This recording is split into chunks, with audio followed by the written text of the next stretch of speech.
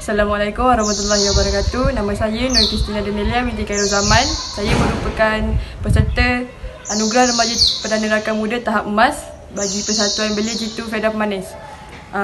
Saya ingin membentangkan tentang bina matlamat dan bina matlamat. Bagi khidmat masyarakat, saya memilih untuk menjadi sukarelawan. Antara matlamat saya ialah dapat berkomunikasi dengan masyarakat, mampu berucap di khalayak ramai, dapat menghulurkan bantuan terhadap warga setempat ataupun orang awam, mudah mendapat kawan-kawan dan ingin mencuba sesuatu perkara yang baru. Bagi realisasi fizikal pula, saya memilih untuk bermain bola tampar. Matlamat saya adalah dapat mengamalkan gaya hidup sihat, dapat mencegah risiko penyakit, dapat membakar kalori di dalam badan dan membantu menurunkan berat badan, dapat menjadi atlet yang berjaya pada masa akan datang dan untuk mengekalkan stamina dalam bidang kesukanan.